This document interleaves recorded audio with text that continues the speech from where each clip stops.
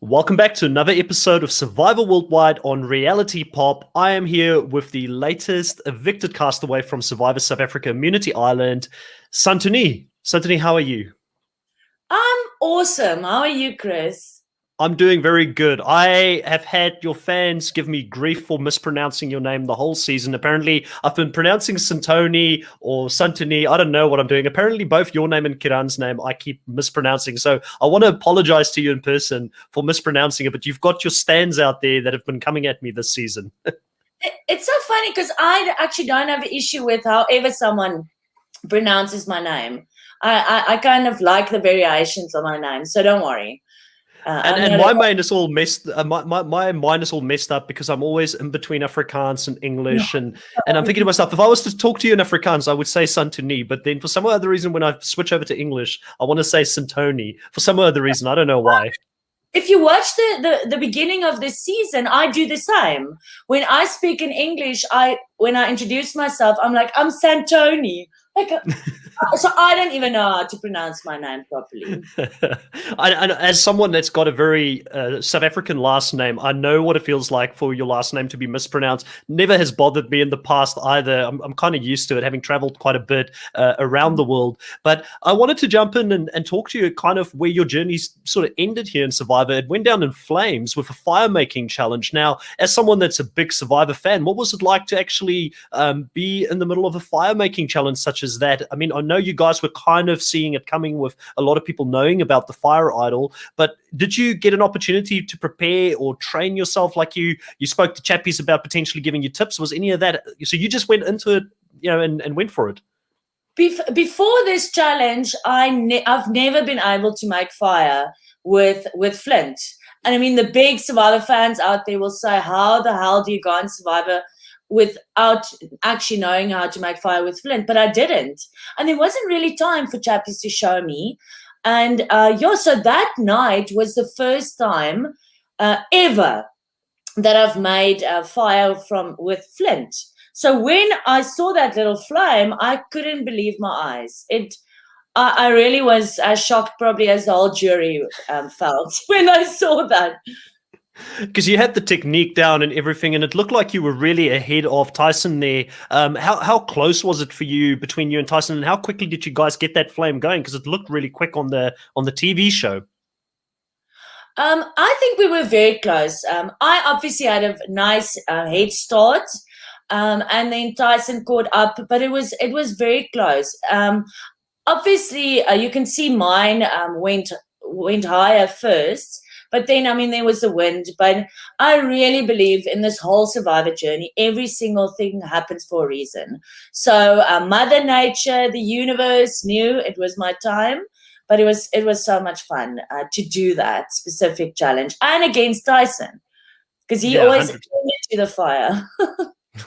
And you're someone that mentioned in the preseason that you applied for the show quite a few times, and you didn't get onto it, which I think a lot of fans out there are now thinking to themselves, how could you not have let Santoni onto the show a lot earlier than what they did? And they're probably wondering who should they go at and ask them that question. But sort of wanting to know from you, as someone that's a big fan, someone that applied for the show quite a few times, and you finally got onto the show, how closely, because I'm sure you had a game plan in mind when you went out there to finally go and play the game. How closely were you able to stick to your game plan going into it?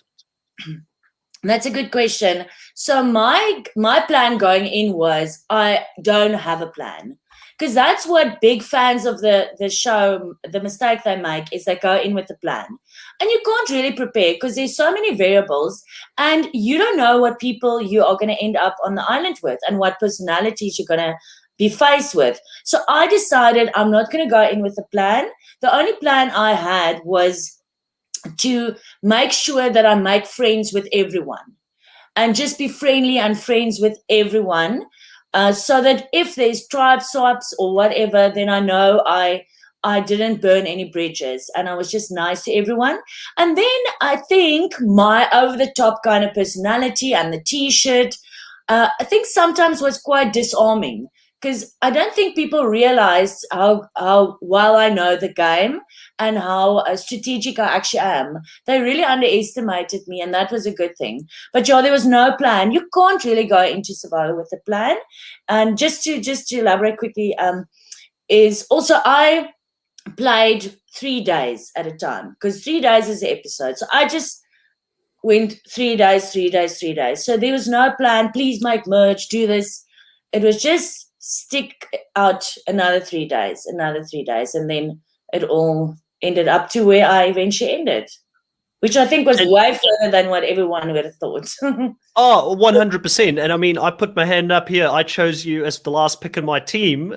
You were still a part of my team, and I was very proud to have you as a part of my team throughout the season. And you completely blew both myself and Riley's expectations out of the water with how well you played this game. And, I think you should be extremely proud of the game that you played. I personally think that you're probably one of the standouts, if not one of the top 2 people that I would love to see come back and play the show again, just based on how you've performed this season. And, I guess this is an appropriate time to ask you this as well, as if the question was ever out there for an all-star seasons to come back, would you accept the call to go out and play the game again? Yes, definitely.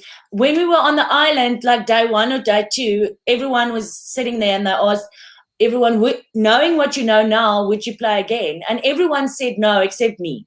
I've never changed my mind on that. I want to play again 1,000%. Yeah, well, in that case, it's maybe a good thing you didn't win this season, because I think any winners going back and playing an all-star season will just have a gigantic target on their back. Yeah, that's the thing for me, is winning is relative. What is a win really? I mean, if you're a Survivor fan, is the money really a win, or is playing a very good game, being memorable, and being asked back? That for me is a win. So that's why we know survivors. The best players don't necessarily finish first. 100%. And I mean, for me, I think you kind of hit the nail on the head. You played the type of game that I wish I could play if I was ever to play Survivor. As a fan, you want to go out there, you want to be involved in all of the moves. You found a lot of, idols, you found a lot of clues to idols, you went to go onto the immunity island, you jumped in between alliances back and forth. What do you think made you someone that was capable of jumping in between alliances and then still working with people that you betrayed at certain points? I mean, Chappies is a good example of that as well, where you betrayed him with Paul, but you still found a way to go back and work with him in the game. Firstly, the way I managed to be able to do that was when on day 1, when I was the odd one out, when I was the outcast, I quickly realized it's just me and myself in this whole journey. So that made it easier for me to cut people, because that motivated me. And then also, because I was friends with everyone, I chatted to everyone, I knew everyone's stories. And they also do know that it's a game. I think that's how I managed to be able to go between, because I was never really in very tightly with any specific one. So it kind of, I don't know if I'm explaining this correctly, but it really they knew I was the free agent. They knew I was the number. So, and I think they liked me enough to, or maybe I charmed them enough to still be willing to work with me, especially I think because I wasn't a physical threat. And also, I mean, the double agent-ness, I think they all used to their advantage, because I was friends with everyone, I could go and talk to that group of people, get information, go and talk to that group of people and get information and share the information. So it was also valuable for them in the long run. I don't know, I'm rambling. No, it actually makes a lot of sense. And I mean, it's interesting because in the early season, us as fans, we love to categorize people. This person's playing like that person, or this person's playing like that person. And I think I made the comment that in the early season, your gameplay reminded me somewhat of Sandra Diaz-Twine in the way that it was anybody but you. Were there specific players that you I know you said you have to go in to the game with an open mind and you've got to play to the people that are around you, but were there certain people that you were inspired by watching their games that you thought, if I could use a little bit of this, if I can use a little bit of that, if I ever get the opportunity, I would use it in the game? Yes, just in the South African franchise, obviously someone like Jacques and someone like Werner, those people's games I really enjoyed. Because at the end of the day, I just didn't want to play a boring game. From a fan's point of view, I didn't want to play a boring game and just stick with like a big alliance and just push through right till the end. Because I don't want to see a survivor like that. I don't like seasons that end up that way. So yeah, Werner and Jacques, the international ones, I love Boston Rob. I'm like a big Boston Rob fan. But to be honest, when I heard I was going to be on Survivor, I didn't really watch a lot of seasons again, because it's going to also now put yourself in a certain little box, and maybe you're going to be stuck in that box instead of just going and winging it. And then it's interesting because if you look at the players that do the best in the game, it's normally the non-super fans. The super fans are normally the ones that overthink, is normally the ones that struggle, and they have a massive target on their back, like Dino had early in your season. I do want to know from you, though, with the people that you played with prior to the merge, who in your mind was the biggest threat in the game and the person that you were the proudest to be able to take out before they even got to the merge? That's an easy one, Carla. Carla is a super fan. She played her ass off. She is really an incredible Survivor player, and that's the one person that would have been the biggest threat come merge. Carla is charming. She's just the whole package. I've got so much respect for her. It's definitely Carla. I didn't get to know Dino as well, but Carla is my girl. And listen, I fully appreciate that, and I actually thought that maybe who you would say, because I think the fans also really loved Carla, and if there was a player preseason, I love Dino as well. I've spoken to him quite a few times, really nice guy. Probably Carla and Dino would be the two people pre-merge that we'd love to see get a second chance and go out there and play the game again, potentially in a future season as well. Now, Santoni, you had a lot of nemesises out there on the island. You had a lot of people you didn't get along with at certain points in the game. I always wondered why the Nicole one never played out, because it was such a big thing made of it before the merge. But, you know, out of all the people out there that you had these rivalries with, who would be the person that you would want to see back to play in a rivals season if you were to go out there again? Who would be your ultimate rival to play with?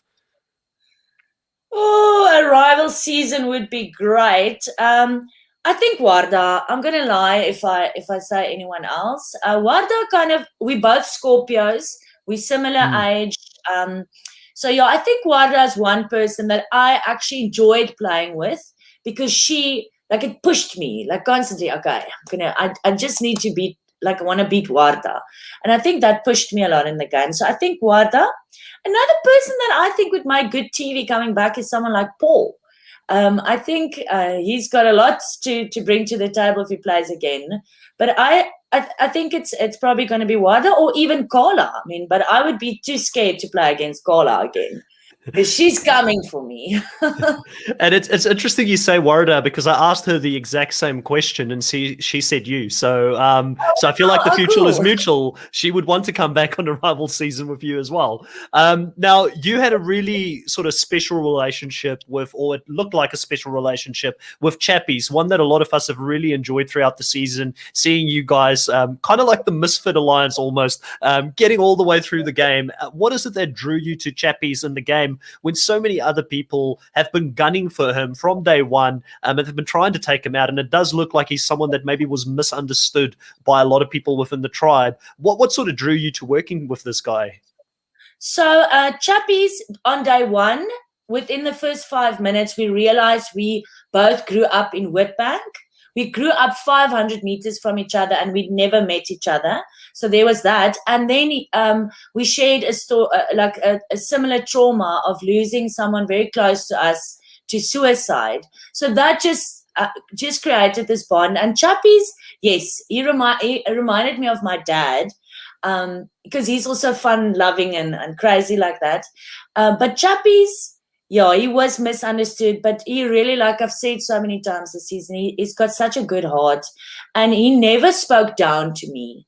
And I mean, everyone's like, "Oh, Santoni, you're playing the victim," but Chappies and our relationship was equal, and there was mutual respect there. And even the days when I blindsided him with the poll vote, he kind of trusted me enough, trusted in our bond enough to just keep at it.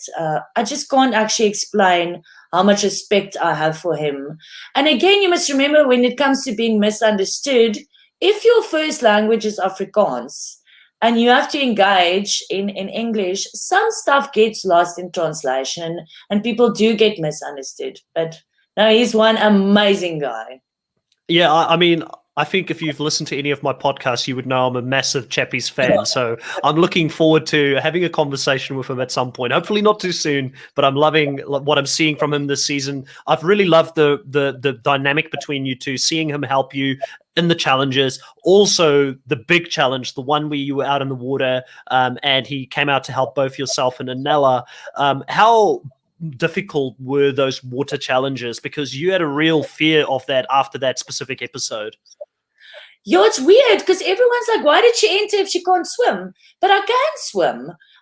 But it was so, I really, really thought I was going to drown that day because it was very cold and the current was very strong. It was really, I really thought I was going to die. It was nerve-wracking. And that's why the second time I was in tears, because I really didn't think I would be able to go into the water again. That was really tough. And I'm serious. I mean, yes, there's lifeguards. It probably wouldn't got to that point. But Chappies, I really think saved both of our lives. I'm not sure if someone went under in the murky waters, if the lifeguards would have gotten maybe there in time. Hopefully they would have. But it was mentioned in previous interviews that it was an ego thing.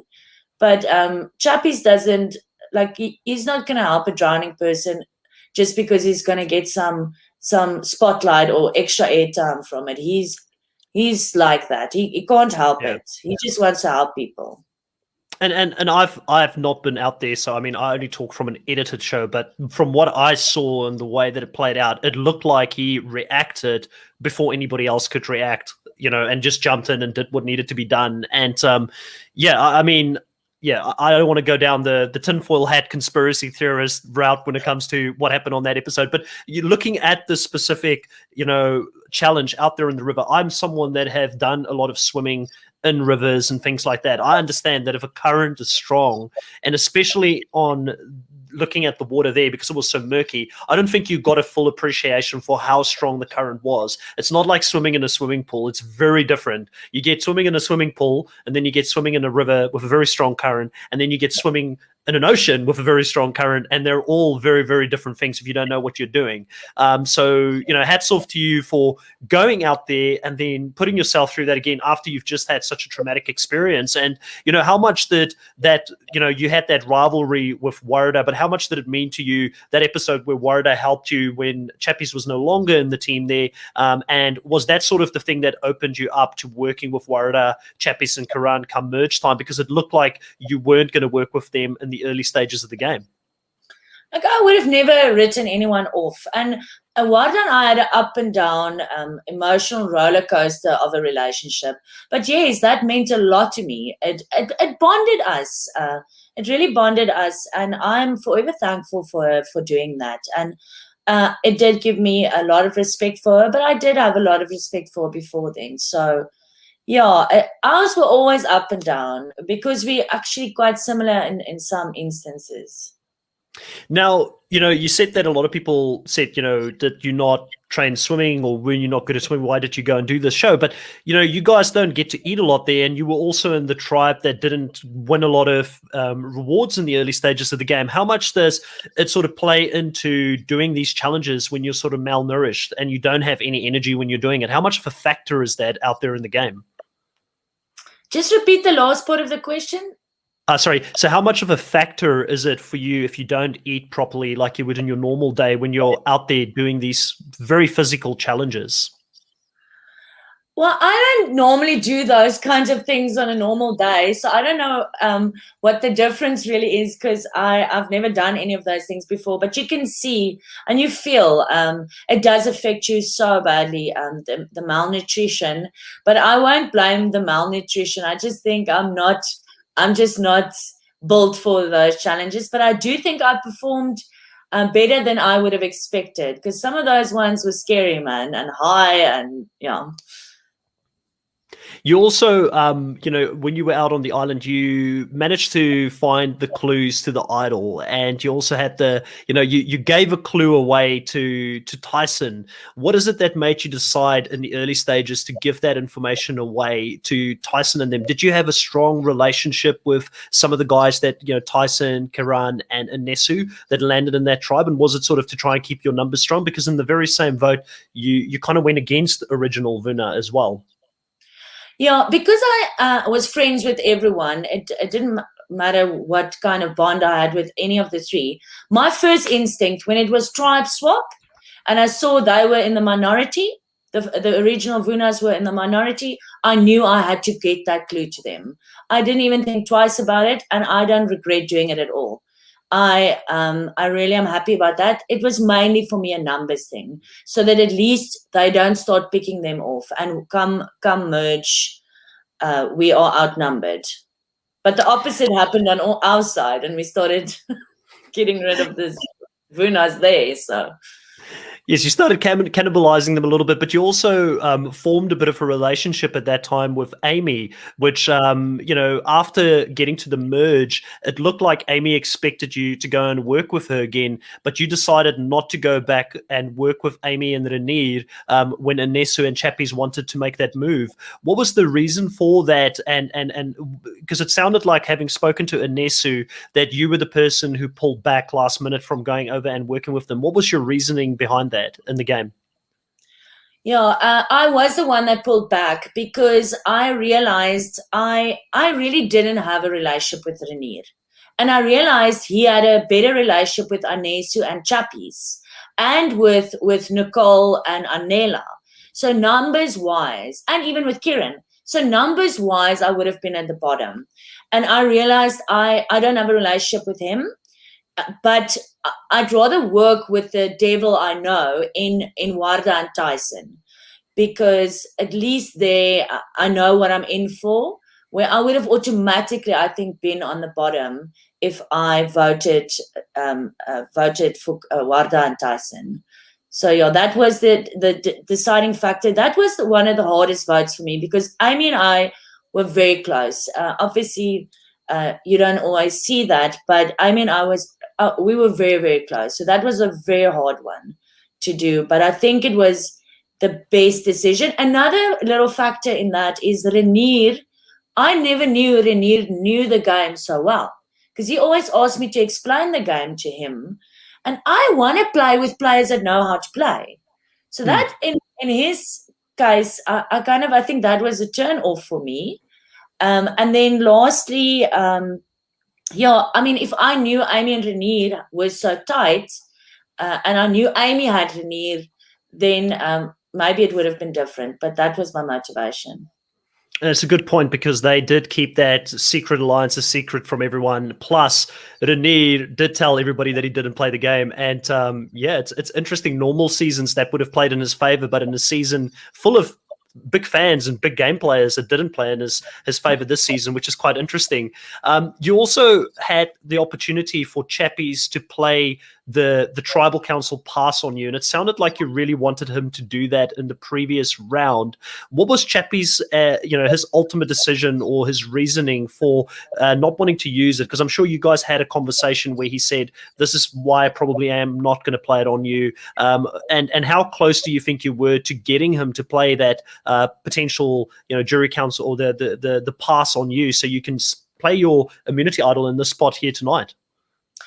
Well, I was actually kind of pushing for him to play it for Anela. I really, we both discussed it in detail, and it was something that I thought needed to be done in terms of our long game. We needed to force one of the three, or force a vote on the three-headed snake in Tyson and Wada and Kieran. And if we didn't play it for him, they would have just voted him off.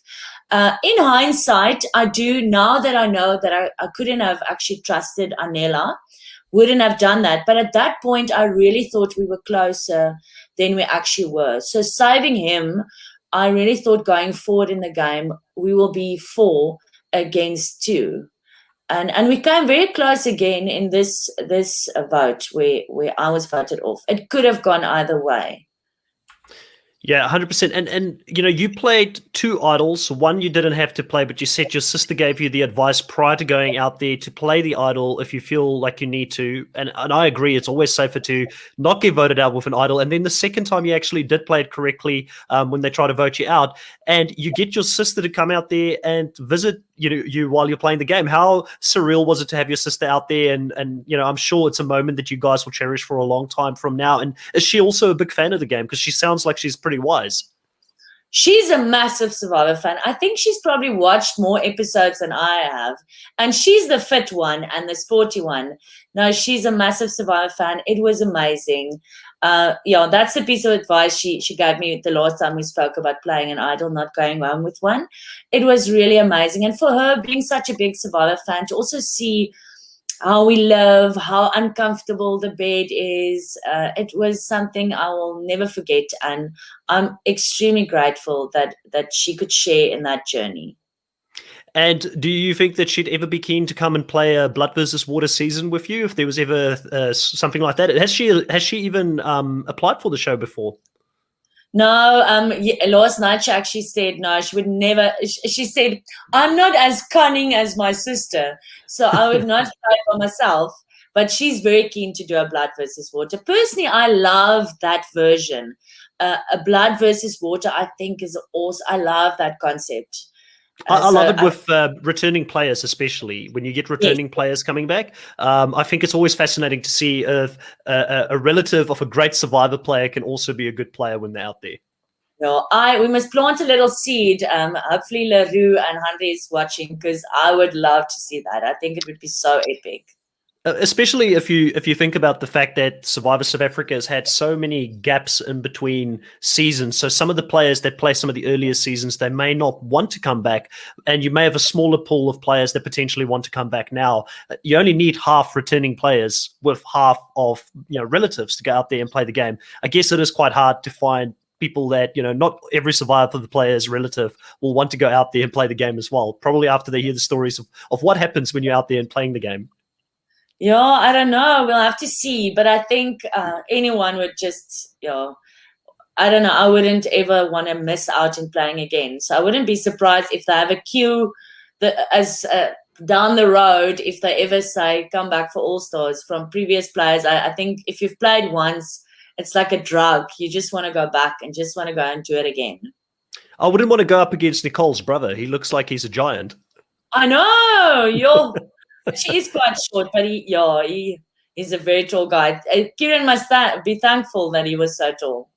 Yeah, 100% getting that help in the episode to get the idol. So I'm quite interested to know if everything went according to plan for you here in the game. Who were the people you were planning on sitting with at the end of the game, and what would your pitch have been to the jury to win the game? Because obviously you had to betray quite a lot of people. It's the name of the game. You promise them certain things. You have to go against that. You've got to make plans and scheme whatever's going to get you to the end. But what would your pitch have been to sort of get people to vote for you at the end? Well, my plan, really, because I trusted Kieran a lot, was actually to go with Kieran and Chappies. In the beginning of the game, I decided I want to go to the final with weak players so that I can beat them. And as the game was going on, I decided, you know what, if I'm going to play, I want to beat the best. So even though they're the two best players, or in my eyes, two of the best players, I would have gone up against them, and I would use that part as a motivation, that I didn't choose the easy road to sit next to people that I could easily beat. And then I always said this is I just did or used the cards that I was dealt. I was on the outs mostly. I wasn't really part of alliances. I was always kind of third wheel, like I've mentioned in a lot of confessionals. So I had to work with what I had. And I personally think it's way harder to play that kind of a flip-flop game than being very comfortable in a tight alliance. It was very hard. I played my ass off, and I think people would have noticed. People have noticed that. I mean, some of the Ponderosa videos that's out there, they do discuss the fact that I've played the best game so far.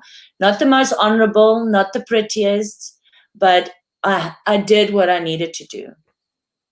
No, 100%. I did see that in the Ponderosa video as well, that there were a lot of people that potentially would have voted for you if you actually made it all the way to the end. So it does make me wonder if the pitch should have been, I've betrayed too many people. You could take me to the end because I've betrayed so many people. They're not going to vote for me in the end. But it's hard to know when you're out there playing the game how people perceive you because you're in the middle of the fishbowl opposed to sitting outside seeing all the confessionals and what people are thinking of the game. And it's something that fans sometimes forget as they watch the show as well.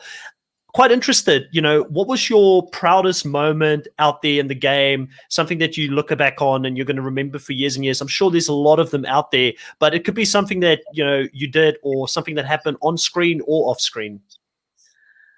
Actually, it's the weirdest thing. The proudest moment was if Vuna, the original Vuna tribe, when we won tribal immunity, when Anesu and Carla built that puzzle. Because I'm not a sporty girl, so I'm not used to winning. I'm used to losing.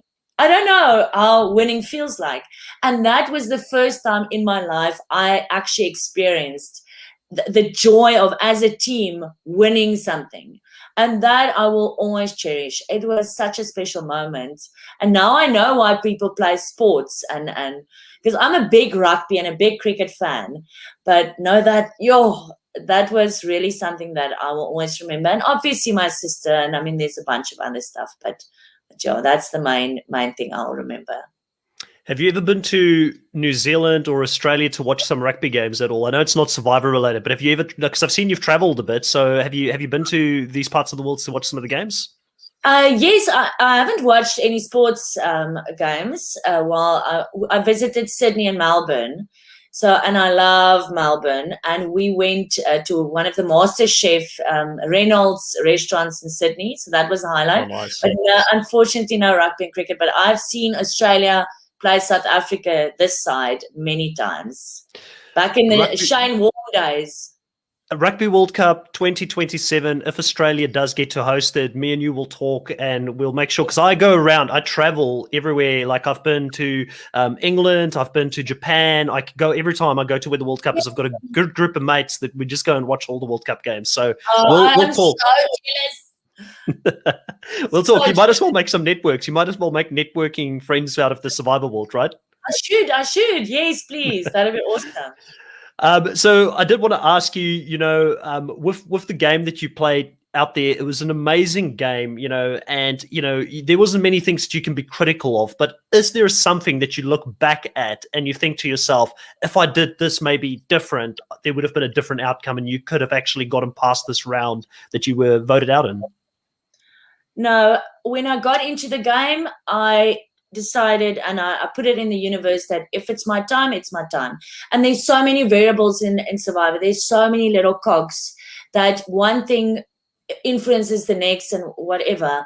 And really, there's nothing I regret.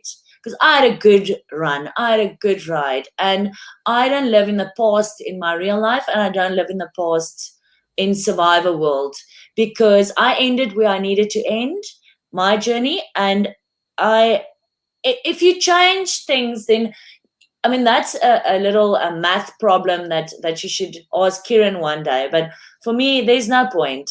I don't regret anything, anything, because the good times and the bad times make up one's life story. So you can't have the one and not the other.